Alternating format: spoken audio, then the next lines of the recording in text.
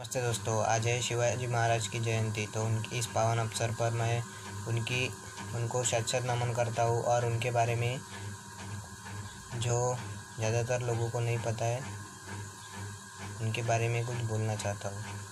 छत्रपति शिवाजी महाराज निर्विवाद रूप से भारत के सबसे महान राजाओं में से एक थे। उनकी युद्ध प्रणालियाँ आज भी आधुनिक युग में अपनाई जाती है। उन्होंने अकेले दम पर मुग़ल सल्तनत को चुनौती दी थी। उनका असली नाम शिवाजी भोसले था। उनका जन्म 19 फरवरी 1630 को शिवनेरी किला, पुणे जिले, महाराष्ट्र में हुआ था। उनके पिता का नाम शहाजी भोसले और माता का नाम जिजाई था। उनका शासनकाल 1674 से लेकर 1680 ईस्वी तक था। उनकी जीवन साथियाँ 8 थी, जिसमें सईबाई निंबालकर, सोयराबाई मोहिते, पुतलाबाई पालकर, गुणवंताबाई, सगुनाबाई, सकवरबाई गायकवाड़, लक्ष्मीबाई और काशीबाई जाधव थे। उनके 8 बच्चे भी थे, जिनमें संभाजी, राजाराम, सखुबाई निंबालकर, रनुबाई जाधव, अंबिकाबाई महादिक, राजकुमारबाई शिर्के, कमलाबाई पालकर और दीपाबाई थी। उनके उत्तराधिकारी उनके सबसे बड़े बेटे संभाजी भोसले हुए थे। शिवाजी महाराज योद्धा राजा थे और अपनी बहादुरी, रणनीति और प्रशासनिक कौशल के लिए प्रसिद्ध थे। उन्होंने हमेशा स्वराज्य और मराठा विरासत पर ध्यान केंद्रित किया था। शिवाजी महाराज शहाजी भोसले और जीजाबाई के पुत्र थे। उन्हें पूना में उनकी मां और काबिल ब्राह्मण दादाजी कोंडदेव की देखरेख में पाला गया, जिन्होंने उन्हें एक विशेषज्ञ सैनिक और एक कुशल प्रशासक बनाया था।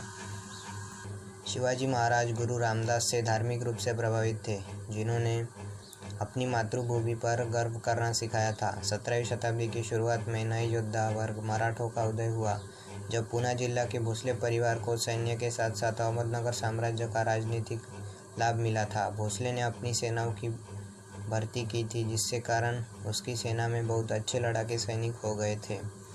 शिवाजी के जीवन की महत्वपूर्ण घटनाएं। तोरना, यह मराठाओं के सरदार के रूप में शिवाजी द्वारा कब्जा किया गया पहला किला था। उन्होंने यह जीत केवल 16 साल की उम्र में हासिल कर वीरता और दृढ़ संकल्प से अपने शासन की नींव रखी। तोरना की विजय ने शिवाजी को रायगढ़ और प्रतापगढ़ फतह करने के लिए प्रेरित किया, और इन विजयों के कारण बीजापुर के सुल्तान को चिंता हो रही थी कि अगला नंबर उसके किले का हो सकता है, और उसने शिवाजी के पिता शहाजी को जेल में डाल दिया था। इसी सन 1659 में शिवाजी ने बीजापुर पर हमला किया।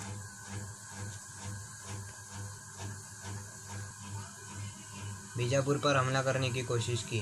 फिर बीजापुर के सुल्तान ने अपने सेनापति अफजल खान को 20,000 सैनिकों के साथ शिवाजी को पकड़ने के लिए भेजा, लेकिन शिवाजी ने चतुराई से अफजल खान की सेना को पहाड़ों में फंसा दिया और बाघ के पंजे नामक घातक हथियार से अफजल खान की हत्या कर दी थी। अंत में 1662 में बीजापुर के सुल्तान ने शिवाजी के साथ एक शांति संधि की और उन्हें अपने विजित प्रदेश का एक स्वतंत्र शासक बना दिया। कोंडाना, यह किला नीलकंठराव के नियंत्रण में था।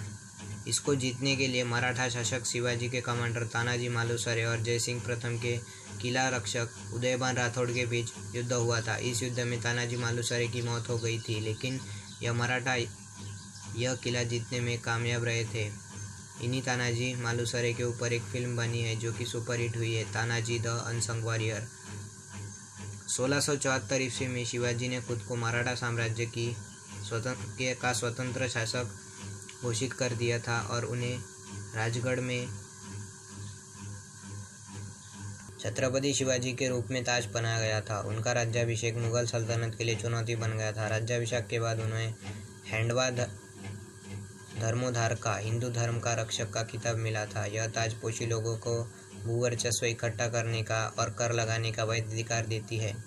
शिवाजी का प्रशासन काफ़ी हद तक डेक्कन प्रशासनीय प्रथाओं से प्रभावित था। उन्होंने 8 मंत्रियों को नियुक्त किया, जिन्हें अस्तप्रधान कहा गया था, जो उन्हें प्रशासनीय मामलों में सहायता प्रदान करते थे। उनके शासन में अन्य पद थे पेशवा, सबसे महत्वपूर्ण मंत्री जो वित्त और सामान्य प्रशासन की देखभाल करते थे। सेनापति, ये मराठा प्रमुखों में से एक थे, यह काफ़ी सम्मानीय पद था। मजूमदार, ये अकाउंटेंट होते थे। चिटनीस, अपने पत्राचार से राजा की सहायता करते थे। दबीर, समारोह के व्यवस्थापक थे और विदेशी मामलों में से निपटने में राजा की मदद करते थे। न्यायाधीश और पंडित राव न्याय और धार्मिक अनुदान के प्रभारी थे। इस प्रकार शिवाजी के बारे में सुनने से आपको यह स्पष्ट हुआ होगा कि वे न केवल कुशल सेनापति, कुशल रणनीतिकार और चतुर कूटनीतिज्ञ थे, बल्कि एक कट्टर देशभक्त भी थे। उन्होंने अपनी मातृभूमि की रक्षा के लिए औरंगजेब जैसे बड़े मुगल से भी दुश्मनी ली थी। तो दोस्तों, मैं उम्मीद करता हूँ कि आपको मेरी द्वारा दी गई जानकारी से कुछ ना कुछ नया तो ज़रूर सीखने को मिला होगा। तो ये जानकारी अगर आपको पसंद आई तो इसे दूसरों के साथ शेयर कीजिए और मेरे YouTube चैनल को सब्सक्राइब कीजिए। Thank you.